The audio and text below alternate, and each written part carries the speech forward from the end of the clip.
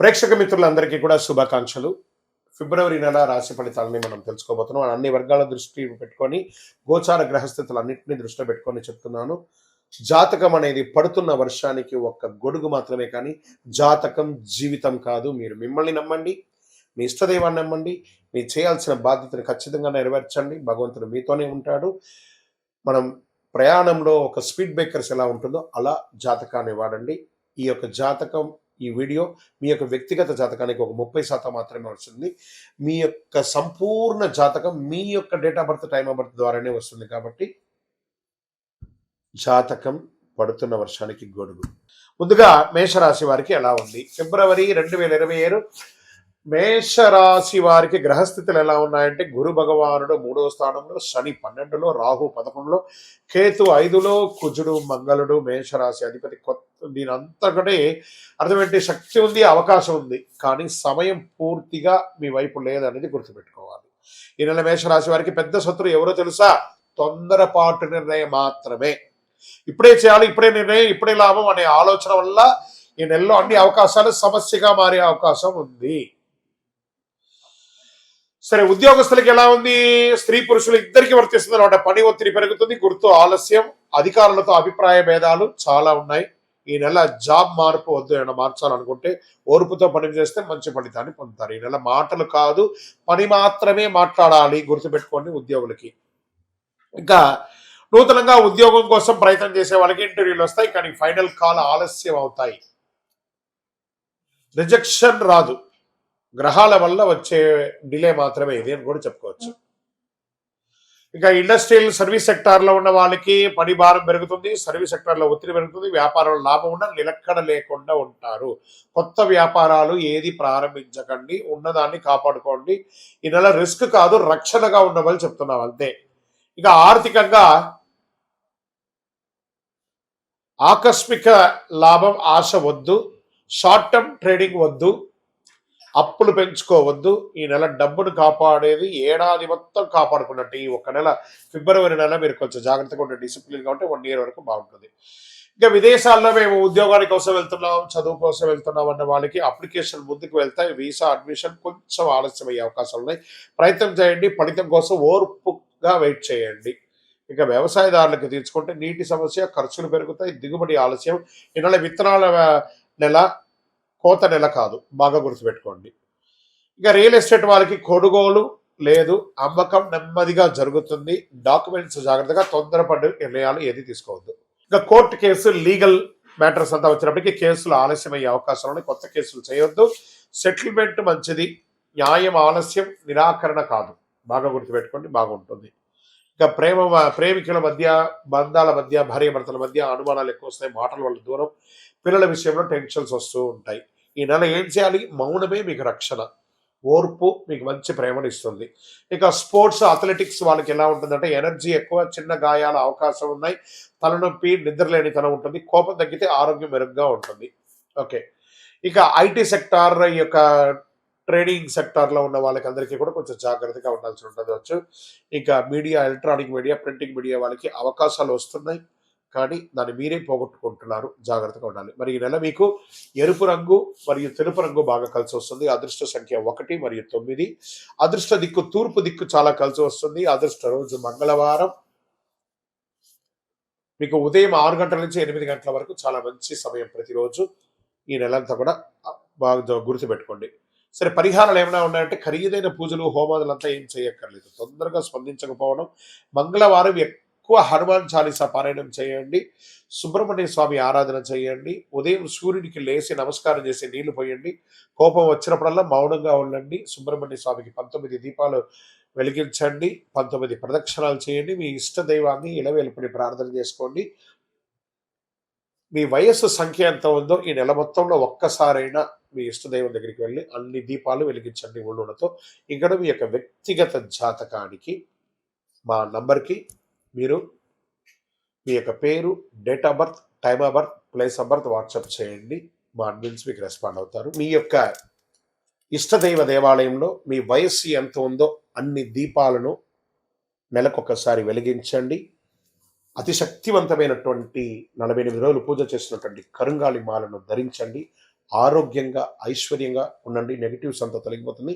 ఇంకను మీ యొక్క వ్యక్తిగత జాతకం కోసం మీ పేరు, మీ date of birth, time of birth, place of birth WhatsApp చేయండి. మా అడ్మిన్స్ మీకు రిప్లై ఇస్తారు. రథసప్తమి. ఈ రథసప్తమి అంటే ఏంటి అసలు? అసలు ఎందుకు చేయాలి? ఆ రోజు చేయవలసిన విశేషాలు అంటే సూర్య జయంతి అని కూడా చెప్పచ్చు. ఆరోగ్యాన్ని ఇచ్చే ఒక అద్భుతమైనటువంటి ఒక డే, హెల్త్ డే అని కూడా చెప్పచ్చు. అందరికీ నమస్కారం. రథసప్తమి అంటే కేవలం ఒక పండుగ కాదు, ఇది సూర్యుని యొక్క మహోత్సవం. అందరూ కూడా సూర్య నమస్కారం అంటుంటారు చూసారు. ఆ 12 నమస్కారాలు బెండ్స్ అంతా చేయకుండా సూర్యుడికి చేసుకుంటే శరీరంలో ప్రతి అవయవం కదులుతుంది. ఫస్ట్ ఆరోగ్యం అంటేనే సూర్యుడు, సూర్యుడు అంటేనే ఆరోగ్యం. మాఘమాసం శుక్లపక్షం సప్తమి తిథి నాడు సూర్యుడు తన దివ్య రథంపై ఉత్తరాయణ ప్రయాణం ప్రారంభిస్తారు. శాస్త్ర విశ్వాసం ఇది. అంటే దక్షిణాయనం అయ్యి ఉత్తరాయణ ప్రారంభం కావాలి కదా. 7 గుర్రాల మీద కూర్చొని, రథం మీద కూర్చొని సూర్యుడు తన యొక్క యాత్రను ప్రారంభిస్తున్నట్ట 7 దిక్కులకి. అంటే అందరూ ఆరోగ్యంగా ఉండాలని ఆయన ప్రారంభించేశారు. అందుకని దీన్ని సూర్య జయంతి అని కూడా అంటారు. సూర్యుని రథానికి 7 గుర్రాలు, ఇవి 7 వర్ణాలు, 7 రోజులు, 7 శక్తులు సూచిక. ఈరోజు చేసిన సూర్యారాధన వల్ల ఆరోగ్యం, శక్తి, తేజస్సు, దీర్ఘాయుస్సు లభిస్తాయని శాస్త్రోక్తి. చేస్తే మంచిది కదా. అర్క స్నానం, ఈ జిల్లేడాకు ఉంటుంది కదా, ఆ జిల్లేడాకుని నెత్తి మీద పెట్టుకొని తల ముందు నువ్వుల నూనెతో చక్కగా శరీరంతో అభ్యంగన చేసి సూర్యుడు ఉదయించగానే లేచి వారికి నమస్కారం చేసి ఆ జిల్లేడాకు పెట్టి మంచి వేడి నీళ్లతో స్నానం చేసి అది పడుతుండగా ఆ ఆకుని కింద పడేయకుండా చేయాలి స్నానం. అదే నీళ్ళ యొక్క ఫోర్స్తో పడిపోవాలి. పెట్టుకోవడం మాత్రమే బాధ్యత. అది జిల్లేడాక అంటే అవును, అక్కడే శ్వేతార్క మూల నివాసాయ. ఆయన శ్వేతార్కం అంటే ఆయనకి చాలా ఇష్టం, తెల్లటి జిల్లేడు అంటే. ఆ అర్కం ఎలా పెట్టుకోవాలి? ఆకులు తల, భుజాలు, మోకాళ్ళపై ఉంచుకొని స్నానం చేయాలి. ఇది రోగ నివారణకు ఒక అద్భుతమైనటువంటి శక్తి. కాబట్టి ఆన్లైన్లో తెచ్చుకొని, సిటీలో ఉన్న వాళ్ళకి దొరకవచ్చు, ఆన్లైన్లో తెచ్చుకొని, లేదా కొంచెం అటుపక్క అలా వెళ్ళండి. ఊరు బయట వెళ్ళాలంటే ఎక్కడ పడితే అక్కడ జిల్లేడు చెట్టు ఉంటుంది, తెంచి పెట్టేసుకొని కవర్లో పెట్టేసుకోండి, చక్కగా తీసుకోండి. ఇంకా తూర్పు దిశగా నిలబడి సూర్యుడికి అర్ఘ్యం నీళ్లు వదలడము. ఓం హ్రీం హ్రీం హ్రౌం సహ సూర్యాయ నమః అనే మంత్రాన్ని జపం చేసి నీళ్లు వదలండి. మళ్ళీ చెప్తున్నా, ఓం హ్రీం హ్రీం హ్రౌం సహ సూర్యాయ నమః అని 7 సార్లు కానీ 12 సార్లు కానీ నీళ్లు వదిలి జపం చేయండి. చాలా బాగుంటుంది. ఇంకా జనరల్గా యోగా పద్ధతిలో సూర్య నమస్కారం అనేది ఉంటుంది కదా, ఆ పద్ధతి ప్రకారం దానికి ఒక్క సూర్య నమస్కారాన్ని 7 సార్లు చేయాలి. అంటే 12 కలిపితే 1, దాన్ని అలా 7 సార్లు చేయండి. సంవత్సరానికి కావాల్సిన ఎనర్జీ నకసిక పర్యంతం ఆరోగ్యం అంతా బ్రహ్మాండంగా అయిపోతుంది. ఆరోగ్యం సూర్యానుగ్రహం వల్లే లభిస్తుంది. కాబట్టి రథసప్తమి నాడు చేసిన సూర్యారాధన సంవత్సరంతో శక్తినిస్తుంది. అద్భుతమైనటువంటి విశేషాలు పొందుతా. ఈరోజు ఏం చేయాలి? ఉదయం లేవగానే అద్భుతంగా పెద్దవాళ్ళకి నమస్కారం చేయాలి. మంచి ఒక చెట్టు నాటాలి. ఒక్క చెట్టు అయినా ఈరోజు నాటాలి అని చెప్పడం ఆరోగ్యం. దీంట్లో ఎలా ఉంటుందంటే ఆ రోజు విశిష్టత ఏం చెప్పుకోవాలంటే సూర్య జయంతి కూడా అని పిలుస్తారు. ఆరోగ్యం, దీర్ఘాయుషు, తేజస్సు, మహాశుభదనం, శరీరం నుండి అలసట, రోగ నివారణకు అనుకూలం, పితృదోషాలని తొలగిపోతాయి రేపు కానీ ప్రార్థన చేస్తే.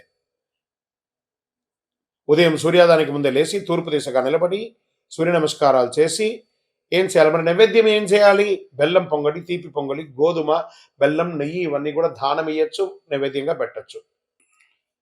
మహాశివరాత్రి ఫిబ్రవరి 15వ తారీఖున 2026 మహాశివరాత్రి వస్తుంది. ఇంకా శివరాత్రి అనగానే అందరూ దేవాలయాలకు వెళ్ళి అభిషేకారాధన చేసేసుకొని చాలా అద్భుతంగా చేస్తారు కదా. కాస్త దాని గురించి కొంచెం ఎన్లార్జ్ చేసి చూద్దాం. శివరాత్రి ఒక్క రాత్రి జీవితాన్ని మార్చే శక్తి అండి. ఆ శివుడు గరుడకంఠుడు భోళాశంకరుడు మనకందరికీ అనుగ్రహం ఇచ్చే అందరికీ ఒక శుభదినం చెప్పచ్చు. నమస్కారం భక్తులారా. మహాశివరాత్రి అంటే కేవలం ఉపవాసం కాదు, కేవలం జాగరణ కాదు. ఇది మనలో అజ్ఞానాన్ని చీల్చి చెండాడి రాత్రి. ఇది శివతత్వాన్ని అనుభవించే ఒక అద్భుతమైనటువంటి రాత్రి అని కూడా చెప్పచ్చు. శివరాత్రి ఎందుకు అంత ప్రత్యేకమో, ఈ ఒక్కరోజు ఎందుకు జీవితానికి కీలకమో, నిజంగా శివుడు ఏమి ఇస్తాడో మీకు స్పష్టతగా అర్థమవుతుంది ఈ వీడియో పూర్తి చూస్తే. శివ అంటే శుభం, రాత్రి అంటే అజ్ఞానం. ఆ యొక్క శుభాన్ని ఇచ్చే శివుడు అజ్ఞానాన్ని ఇచ్చే ఆ రాత్రిని తొలగించే రాత్రి శివరాత్రి. అజ్ఞాని నశించి శుభతత్వం వెలుగులోకి వచ్చే రాత్రి. ఈ రాత్రి శివుడు పుట్టినరోజు కాదండి, బాగా గుర్తుపెట్టుకొని, వివాహం జరిగిన రోజు మాత్రమే కాదండి, ఇది మన చైతన్యాన్ని మేలుకొలిపే రోజు కూడా. ఈ రాత్రి ఎందుకు అంత శక్తివంతమైనదంటే, పురాణాల ప్రకారం మహాశివరాత్రి నాడు భూమి, ఆకాశం, బ్రహ్మాండ శక్తులు ఒకే లయలో ఉంటాయి. మన శరీరంలో శక్తి సహజంగా పైకి ప్రయాణిస్తాయి. అందుకే ధ్యానం సులభం, మంత్ర జపం ప్రభావవంతంగా ఉంటుంది, మనసు నిశ్శబ్దంగా ఉంటుంది. ఇది భక్తి కాదు, శరీరం మనసు యొక్క శాస్త్రం అని కూడా చెప్పచ్చు. శివలింగం రాయి కాదు, దీని గురించి తెలుసుకోవాలి అందరూ కూడా. అది ఆకారం లేని పరమతత్వానికి చిహ్నం, సృష్టికి మొదలు, అనంతం లేని ఒక తత్వం అని కూడా చెప్పచ్చు. అభిషేకం చేయడం అంటే ఏంటిది? నీటితో మన అహంకారాన్ని కడగడము, పాలతో మన కోపాన్ని చల్లార్చడము, బిల్వపత్రంతో మన కోరికలను అర్పించడము. అందుకే శివుడు కోరేది వస్తువులు కాదు, మార్పు. ఓం నమ శివాయ అనే ఒక మంత్రాన్ని, పంచాక్షరి మంత్రాన్ని ఎంత వీలుంటే అంత జపం చేయండి, అంత బాగుంటుంది. ఇంకా ఉపవాసం ఎందుకు చేస్తారు? మీ యొక్క జీర్ణక్రియలన్నీ కూడా అద్భుతంగా క్లెన్స్ అవుతుంది, శరీరాన్ని తేలిక చేస్తుంది, ఆలోచనలు శుద్ధి చేస్తుంది, ఆత్మబలాన్ని పెంచుతుంది. అందుకే ఈరోజు ఉపవాసానికి ప్రత్యేక శక్తి ఉంది. ఉపవాసం అంటే నేను ఉపవాసం అని చెప్పి బాదం పాలు 1 లీటర్ తాగడం, రకరకాల పండ్లు తినడం కాదు. ఉపవసించడం, స్వామివారి నామస్మరణతో భగవంతుడికి దగ్గరగా వసిస్తూ ఓం నమ శివాయ, ఓం నమ శివాయ, ఓం నమ శివాయ.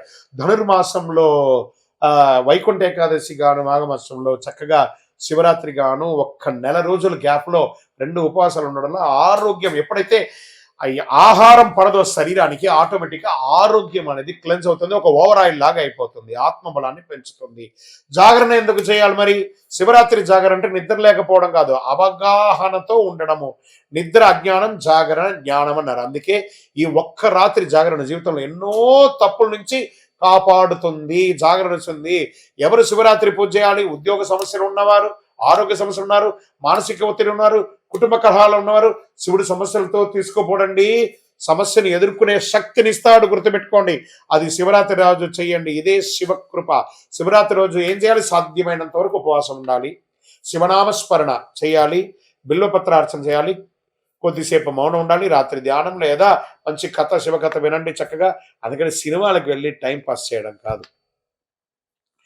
భయం అవసరం లేదు, ఖరీదైన పూజ అక్కర్లేదు, భక్తి అవగాహన చాలండి. ఎవరు చెప్పిన శివరాత్రి నిజం, ఇది గుర్తుపెట్టుకోండి. శివుడు కోరికలు తీరుస్తాడు అనుకుంటే అది భక్తి, శివుడు మనల్ని మారుస్తాడు అనుకుంటే అది జ్ఞానం. మహాశివరాత్రి కోరికల పండగ కాదు, చైతన్య పండగ.